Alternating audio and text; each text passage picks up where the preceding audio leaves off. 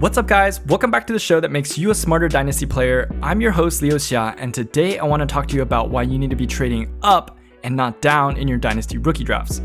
Before we get started, make sure you hit the like and subscribe if you thought this video was helpful. We recently just hit 100 subs, and since we're a small growing channel, the likes really help us out. So I want to set the stage first. We had recently made a change to our home league's rookie draft, and that change was to increase the draft timer from 5 minutes to 8 hours. Now, there's some clear logistical benefits to this. One is you don't have to schedule a time for everyone to draft, which is great for leagues with people in multiple time zones. Two, it provides people with enough time to think through decisions. Sometimes people make rush decisions with a short draft timer, and especially in home leagues where not all your league mates are super experienced, you might want to give them some more leeway. But the main byproduct of this is that it increases the amount of trades that happen because now they have more time to negotiate trades.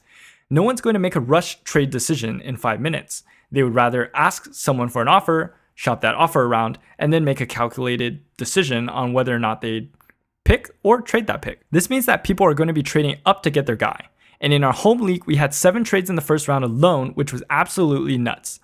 If your league has not switched to this type of draft yet, I'd highly recommend it. It was so much fun. So we see there's some clear benefits to changing the rookie draft to this method, but why are we talking about that? Aren't we supposed to be answering the question of why should I trade up instead of trading down? Before my rookie draft, I kept doing the math in my head, and no matter which way I looked at it, there was a significant teardrop between the talent in round 1 and the talent in round 2. I was sitting there at the 201 thinking, okay, if someone reaches here for Trey Sermon, then I can get a quality player with my 201 pick. However, a longer rookie draft means there are more trades occurring, which means that other members in your league are reaching less. If you want your guy, you're going to have to pay up for him. So I was sitting there with my 201 and my 208 pick and thinking, would I rather have a Rondale Moore and an Amon-Ra, or would I rather trade those two players for Jalen Waddle or Rashad Bateman? Guys with either better college production, better physical profiles, or better draft capital. In my league, we also reward a first round pick for the winner of the consolation bracket, which we call the toilet bowl pick, which is pick 113, or essentially the 201 in a regular 12-team draft. And so let's take a look at Sleeper's ADP. This ADP list released by Sleeper is for startup leagues, but I think there's some relevance that we can apply for rookie drafts. If we block out the first 13 rookies taken, we get a combo of Trevor Lawrence, Najee Harris, Jamar Chase, Kyle Pitts, Justin Fields, Trey Lance, Travis Etienne, Javonte Williams, Zach Wilson, Devontae Smith, Jalen Waddle, Rashad Bateman, and at 13, Mac Jones.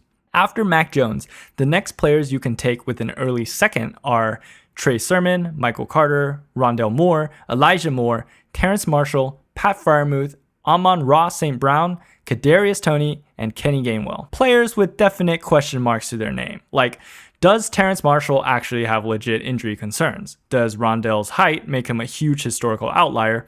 Does Michael Carter's draft capital kill his value? And does the running back room in San Francisco make Sermon a risky pick? Now, this Sleeper ADP is based off of startup draft, but if you go purely based off of NFL draft capital, which is one of the top metrics you can use, there are 13 fantasy relevant first round draft picks. Trevor Lawrence, Zach Wilson, Trey Lance, Kyle Pitts, Jamar Chase, Jalen Waddle, Devontae Smith, Justin Fields, Mac Jones, Kadarius Toney, Najee Harris, Travis Etienne, and Rashad Bateman at 13. In most drafts, I've seen the following players are safely assumed to be first-round picks. Trevor Lawrence, Justin Fields, Trey Lance, Zach Wilson. Pretty obvious. Then Kyle Pitts is going pretty early, Jamar Chase is going pretty early, and Najee Harris is going pretty early, and you can safely assume at 8, Travis Etienne is going to be a first rounder. That leaves a combo of the following for the first to second round turn: Javonte Williams, Mac Jones, Jalen Waddle, Devontae Smith, and Rashad Bateman. If your league doesn't implement a toilet bowl pick, then you can safely expect one of these 5 guys at the 201 spot. If you are 202 to 205, or your league does implement a toilet bowl pick, then you're looking at a combo of Trey Sermon, Michael Carter, Rondale Moore, Elijah Moore, Terrace Marshall, Kadarius Toney. All guys that don't really inspire confidence at the 201 pick. Essentially what you're seeing is a tier drop off, and so you need to make a decision. Would I rather take a chance on 2 of these guys, or would I rather package these guys for one of the guys in the late first? Now, I'm not using the video to make an argument about whether or not Devontae should be a first in your rookie draft. We've talked about that before, and I'm sure everyone's tired of talking about it now. But I will argue that the players I listed in the late first far exceed the value of the other players based purely on draft capital. If you have an early second round pick, I would look into trading your early second plus some other asset, which could be a player, could be a late second, could be a package of picks, and trade up into the first round to grab a premier talent. Because there are only so many starting roster spots, I would rather take the chance on a single player with high potential than multiple question mark guys. I mean, this is kind of a topic for another video, but I'm seeing Mac Jones fall in the late first of a lot of rookie drafts, which is frankly kind of ridiculous. Sure, there are a lot of first round quarterback busts, but look, there are a lot of busts for first round running backs, first round tight ends, first round wide receivers.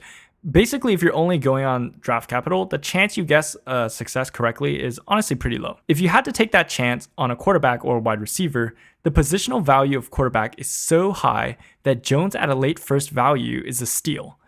Now, I have some theories for why this is, but let's just put it this way. I would 10 times out of 10 draft Mac Jones over 2 wide receivers I could get in the second round. No question about it. I hope this helped you out, and if you made a trade into the first, I'd love to see what you traded away in the comment section below. Again, if you liked this video, please consider giving us a like and a sub. It really goes a long way. Oh, and did you like the new background graphics? Let me know what you think in the comments section below. And with that, let's hit the music.